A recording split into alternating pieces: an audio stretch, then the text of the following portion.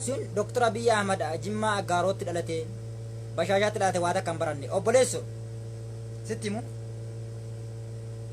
Doolanti Trump hin beekta miti mootummaa Ameerikaa Doolan Trump mootummaa Ameerikaa ni beekta miti mootummaan Ameerikaa iyyuu magaalaa Jimmaa keessatti baratee fite sittan ma yoo barbaadde warroota biyyoota gurguddoo bulchaa jiran sittan ma akka jarri magaalaa Jimmaa keessatti baratanii fitan by the way namoonni hedduun Dr. Abiy Jimmatti dhalate yoon barumsa fixe Jimmatti dhalate ummanni Jimma gaafa garaa haadha isaatii keessaa bahu baratee fixaadhaani barata waa biraati miti Doolanti Trump mootummaan Ameerikaa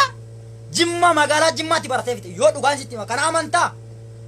har'aati ilmi abbaa garaa Dr. Abiy Ahmad Jimmatti dhalate Bashaashaatti dhalate yoon barate gaafa jettu mootummaan Ameerikaa Doolanti Trump iyyuu magaalaa Jimmaatti baratee fixe maal jetta kana dhugaa aman magaalaa Jimmaatti dhalate fixe mee waa'ee